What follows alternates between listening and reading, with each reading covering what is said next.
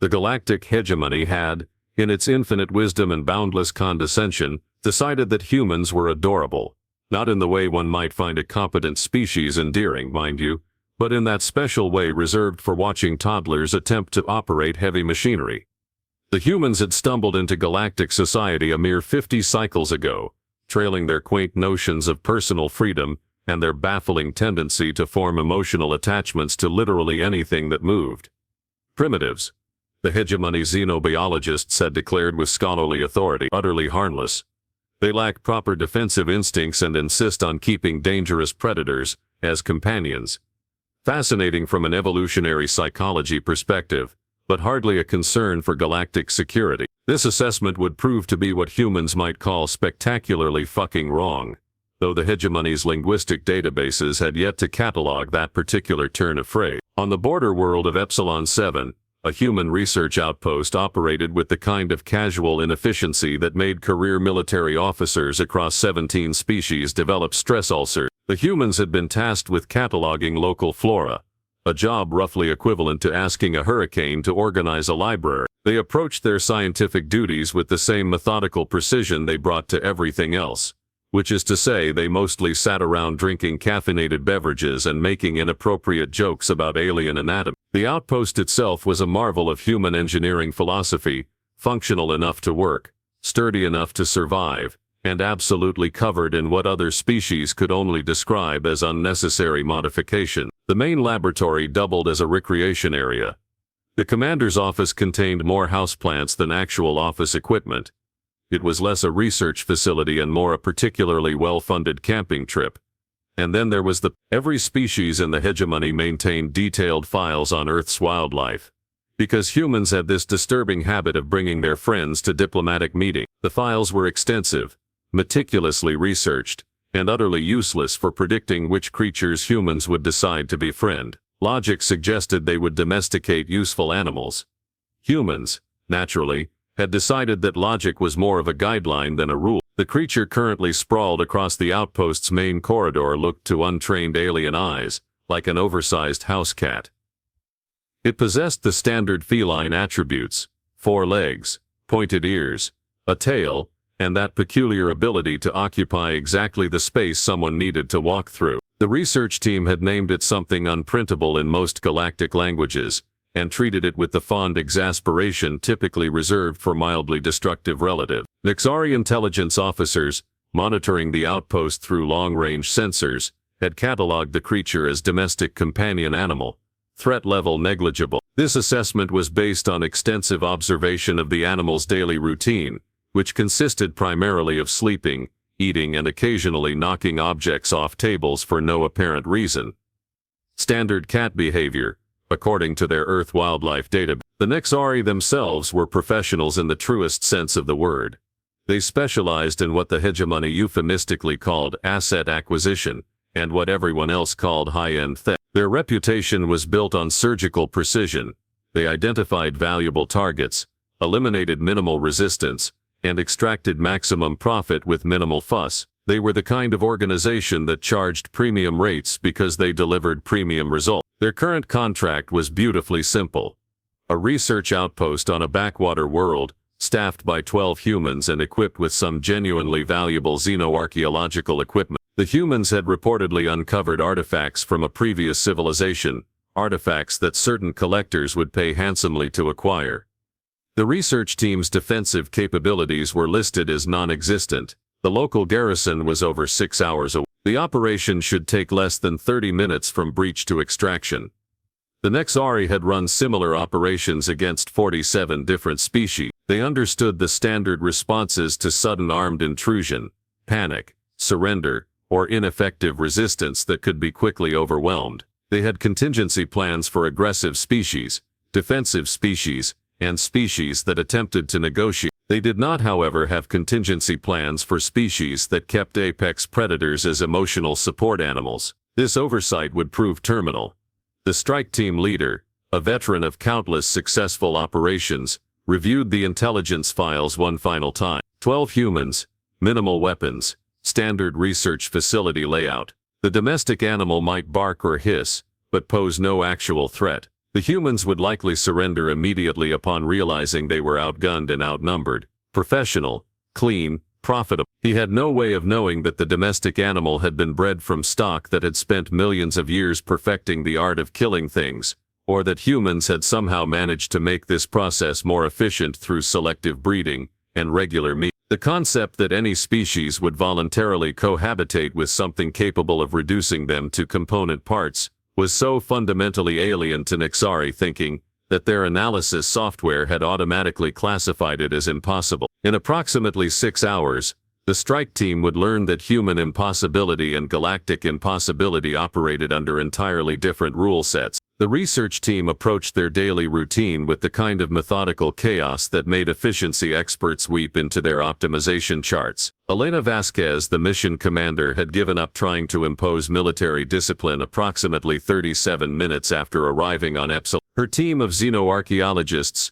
botanists, and general troublemakers operated under the revolutionary principle that adults could generally be trusted to do their jobs without constant supervision. This philosophy horrified most galactic species, who had built their civilizations on the bedrock assumption that someone somewhere needed to be in charge of everything. Humans had somehow managed to stumble backward into functional anarchy, and it worked just well enough to be deeply unsettling.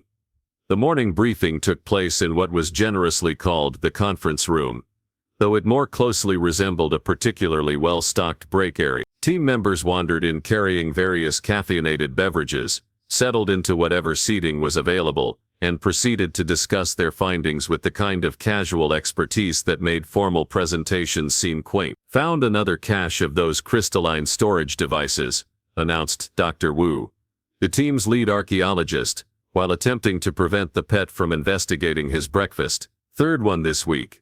Starting to think this whole planet was some kind of data storage facility." The pet, for its part, had developed what could only be described as an unhealthy obsession with Dr. Wu's morning meal routine. It had positioned itself strategically between Wu and his food, employing what humans recognized as the stare, that particular expression that suggested terrible consequences for anyone who failed to share appropriately. "Has anyone else noticed that our furry friend has been acting weird lately?" This from Dr. Patel, the team's botanist, who had spent the last 3 days documenting local plant life and trying to prevent said furry friend from eating her specimens. Weird even for him. The pet in question had indeed been displaying behaviors that deviated from its normal routine of strategic napping and aggressive food acquisition. For the past 2 days, it had taken to patrolling the outpost's perimeter with the kind of focused intensity typically reserved for hunting. Its usual casual indifference to the surrounding environment had been replaced by a hypervigilance that, in a human, would have suggested severe paranoia or military training. The team attributed this change to what Vasquez diplomatically termed environmental adjustment stress, which was scientific jargon for the cats being weird again. They were accustomed to their companions' occasional behavioral quirks, and had learned to work around them with the patient resignation of people who had voluntarily chosen to live with a creature that operated under its own mysterious logic. What they failed to recognize was that their pet's ancestors had spent considerable evolutionary effort developing the ability to detect threats long before those threats became immediately obvious. Millions of years of natural selection had produced an early warning system of remarkable sensitivity, capable of identifying danger through subtle changes in air pressure, electromagnetic fields, and vibrations that registered below the threshold of human perception. The pet had, for the past 48 hours, been receiving increasingly urgent signals that something large, hostile, and heavily armed was approaching their territory. Its attempts to communicate this information to its human companions had been met with ear scratches and offers of additional food, which, while appreciated, did not address the fundamental problem of incoming threat. Meanwhile, 6 hours away, the Nexari strike team was conducting final equipment checks with the methodical precision that had made them the hegemony's premier extraction specialist. Their assault shuttle carried enough firepower to level a small city, sophisticated electronic warfare equipment capable of disabling any known defense system, and enough specialized personnel to handle any conceivable resistance. Team leader Vorthak reviewed the mission parameters one final time. 12 humans, minimal defensive capabilities, valuable archaeological finds. The operation had been planned down to the minute. Breach the perimeter at 0300 local time, neutralize any resistance, secure the artifacts, and extract before local authorities could respond. Clean, professional, profitable. The intelligence files indicated that human defensive instincts were poorly developed compared to other species. They tended to freeze or panic when confronted with overwhelming force, making them ideal targets for quick extraction operations. Their weapons technology was primitive, their tactical awareness was minimal, and their tendency to form emotional attachments to their equipment would likely prevent them from destroying valuable artifacts rather than surrender them. The files also noted the presence of a domestic companion animal, classified as harmless but potentially disruptive.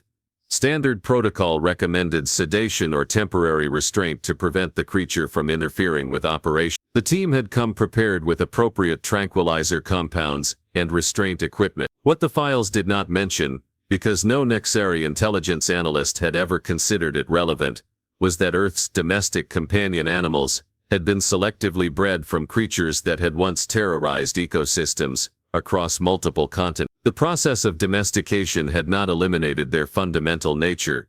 It had simply redirected it toward protecting their chosen family groups, rather than hunting random prey. As the strike team made final preparations for deployment, the pet was conducting its own operational planning. It had identified multiple approach vectors, cataloged potential defensive positions, and was systematically marking territory boundaries with the kind of methodical precision that would have impressed military strategists across 17 different species. The humans, oblivious to both the approaching threat and their companions' defensive preparations, continued their research with characteristic focus. They had stumbled onto what appeared to be a significant archaeological discovery, and nothing short of immediate physical danger was going to distract them from documenting their findings. This attitude represented another fundamental misunderstanding in the Nexari intelligence assessment. Humans did not simply surrender when faced with overwhelming odds. They got irritated at being interrupted. At precisely 0300 local time, the Nexari strike team initiated what their operational manual classified as a standard extraction protocol. They had executed this particular dance 47 times across the galaxy, and it always followed the same predictable choreography: breach, overwhelm, extract. The humans would panic, surrender, or offer token resistance that could be quickly neutralized. Professional, efficient. The first indication that tonight's performance might deviate from the standard script came when their advanced sensors detected something moving through the outpost's corridors with the fluid precision of liquid mercury. The motion signatures were unlike anything in their extensive database of species behavioral patterns. Whatever was moving out there possessed a combination of stealth, speed, and purposefulness that registered somewhere between concerning and deeply unnatural. Probably just the domestic animal, muttered the team's reconnaissance specialist, adjusting his targeting systems. Intel said it might be restless. This assessment would go down in Nexari military history as the most catastrophically understated tactical evaluation ever recorded. The pet had in fact been conducting its own mission briefing for the past 6 hours. Unlike the humans, who approached problems with committees and caffeinated beverages, it operated under a considerably more streamlined decision-making process. Threats had been identified. Territory needed defending. The solution was elegantly simple: eliminate the threats with maximum efficiency and minimum fuss. The Nexari breached the perimeter, expecting to encounter standard defensive measures, automated systems, guard posts, perhaps some hastily organized resistance. Instead, they found themselves entering what could only be described as a killing field that had been disguised as a research facility. The first team member through the breach managed exactly 3 steps before discovering that Earth's predators had spent millions of years perfecting techniques that made Nexari combat training look like interpretive dance. There was a brief moment of confusion, a sound that registered somewhere between a growl and industrial machinery, engaging, and then the night vision displays of 11 remaining team members suddenly included significantly more red than their operational parameters had anticipated. "Contact," shouted someone, though the word seemed inadequate for describing what was currently dismantling their point man with the methodical precision of a particularly violent surgeon. The pet had transitioned from domestic companion to apex predator with the kind of seamless efficiency that evolution had spent considerable effort perfecting. Its casual feline mannerisms had been replaced by something that moved like liquid death, struck like concentrated lightning, and demonstrated a tactical awareness that would have impressed military academies across the galaxy. Team leader Vorthok attempted to establish battlefield control, but found himself confronting a fundamental problem. His extensive combat experience had not prepared him for facing something that treated heavily armed military professionals as interactive entertainment. The creature moved through their formation like a particularly violent physics lesson, demonstrating concepts related to momentum, leverage, and applied force that his tactical training had somehow failed to cover. "It's just one animal," Vorthok shouted into his comm, though this statement became increasingly difficult to justify as his team members continued to discover innovative applications for gravity and sharp objects. "Concentrate fire. Bring it down." The pet seemed to find this suggestion amusing. It had learned, through generations of careful breeding and regular interaction with humans, that threats were best handled through what military theorists might call overwhelming application of localized violence. It approached each Nexari with the focused attention typically reserved for particularly challenging puzzle boxes, and solved them with similar methodical precision. Meanwhile, inside the main facility, the human research team was experiencing what Dr. Vasquez would later describe in her official report as mild inconvenience. The sounds of combat had interrupted their late-night data analysis session, which was frankly rude. They had important work to complete, and the universe's inability to schedule its violence more considerately was becoming a recurring theme. "Someone's shooting at something outside," observed Dr. Wu, not looking up from his crystalline storage device analysis. "Should we be concerned?" "Probably just our furry friend dealing with local wildlife," Dr. Patel replied, making notes about some particularly interesting plant samples. "You know how he gets when his territory is threatened." This casual assessment of the situation would have been more alarming if the humans had possessed any real understanding of what dealing with local wildlife meant when translated into their companions' operational vocabulary. They had become accustomed to their pet's tendency to handle problems independently, and had learned to trust its judgment regarding appropriate responses to various threats. The Nexari, meanwhile, were discovering that their sophisticated tactical training had some significant gaps in coverage. None of their operational manuals included protocols for engaging enemies that treated combat as a combination of hunting exercise and recreational activity. The creature moved through their ranks with the casual efficiency of someone conducting routine maintenance, and demonstrated a working knowledge of Nexari anatomy that their medical staff would have found impressive if any of them had survived long enough to appreciate it. "Fall back," ordered Vorthok, though this command proved difficult to execute when the creature in question seemed to possess an intuitive understanding of tactical withdrawal procedures and had taken steps to discourage them. "Regroup at the extraction point." The pet tilted its head in what humans would have recognized as mild curiosity, then proceeded to explain, through practical demonstration, why retreat was not currently a viable option. Its explanation was thorough, educational, and extremely fine. By 0347 local time, the Nexari strike team had been reduced to what military historians would diplomatically term component parts. The pet conducted a final perimeter sweep, confirmed that all threats had been neutralized, and returned to the facility's main entrance to clean itself with the methodical precision typically associated with routine grooming. Inside, the human research team had reached a natural stopping point in their analysis. Dr. Vasquez glanced toward the entrance, and noticed their companion sitting calmly by the door, looking slightly more satisfied than usual. "Everything okay out there?" she asked. The pet began purring, which the humans correctly interpreted as "situation handled." Belly rubs now appreciated.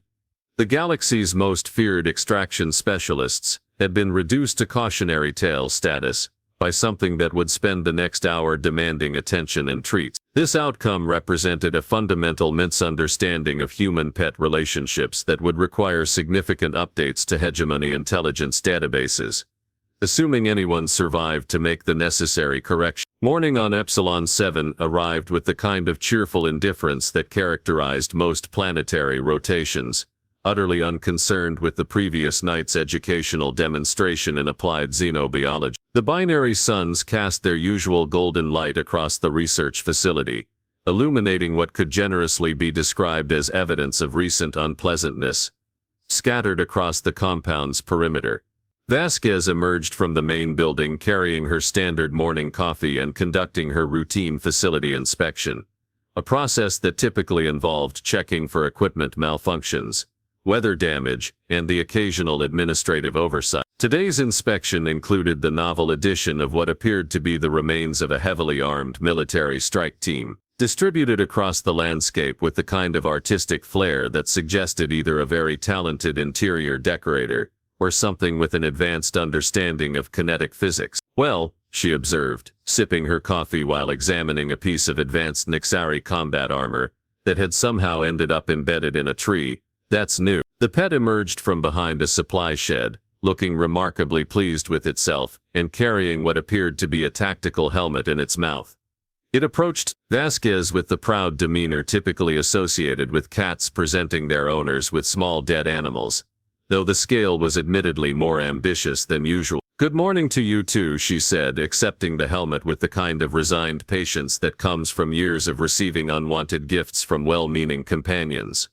"I see you've been busy." The cleanup process began with the methodical efficiency that characterized all human responses to inconvenience. Wu emerged from the facility carrying a standard-issue tablet and began cataloging the scattered equipment with the same attention to detail he brought to archaeological discoveries. Patel started a pot of coffee large enough to handle what was clearly going to be a paperwork-intensive morning. The rest of the team gradually assembled, each contributing their particular expertise to what was rapidly becoming a logistics exercise. "Anyone know what species these guys were?" asked Dr. Chen, examining a fragment of body armor with professional curiosity. "The metallurgy is interesting, advanced but not quite up to hegemony military standards."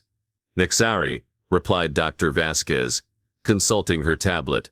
"Professional extraction specialist. Very expensive, very good at what they do." She paused, glancing around at the evidence of the previous night's activities. Or were, anyway. The team absorbed this information with the kind of casual interest typically reserved for weather-up. Nexari raids were a known hazard of frontier research, like equipment failures or bureaucratic oversight. The fact that this particular raid had been resolved through direct action by their companion was mildly noteworthy, but hardly unprecedented. Earth animals had always been somewhat over-enthusiastic about defending their territory. "Should we report this?" asked Dr. Patel, though the question carried the tone of someone hoping the answer would be no and they could get back to their actual work. "Probably," Dr. Vasquez, "hegemony protocols and all that. Though I imagine they're going to have some questions about how 12 humans and a house cat managed to neutralize a Nexari strike team.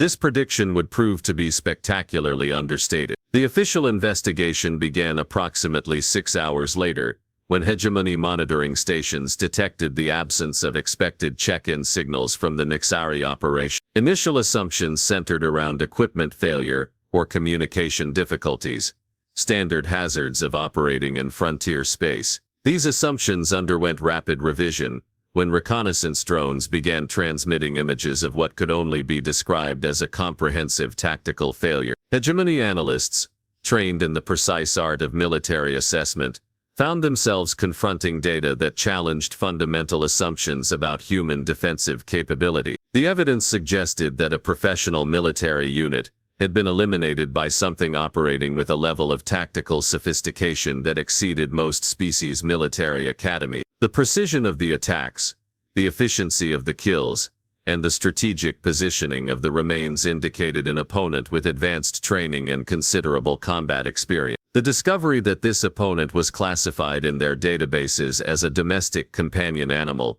prompted what official reports would diplomatically term extensive review of classification protocols. "This is impossible," declared senior analyst Kethvar, reviewing the reconnaissance data for the 4th time. "Domestic animals don't conduct military operations, they don't understand tactical principles, They certainly don't execute complex battlefield maneuvers with this level of precision. His colleague junior analyst Pelmore had spent the last 3 hours cross-referencing Earth wildlife databases, and was beginning to suspect that human definitions of domestic operated under significantly different parameters than galactic standard. According to Earth records, this species was selectively bred from something called a big cat. The ancestral forms apparently weighed up to 300 kilograms and specialized in hunting megafauna, and humans decided to keep smaller versions as companions. Kethvar's voice carried the kind of disbelief typically reserved for reports of spontaneous physics violations.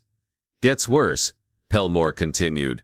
The breeding process focused on maintaining hunting instincts while increasing protective behaviors toward family groups. Essentially, they created portable apex predators programmed to view humans as their primary defensive responsibility.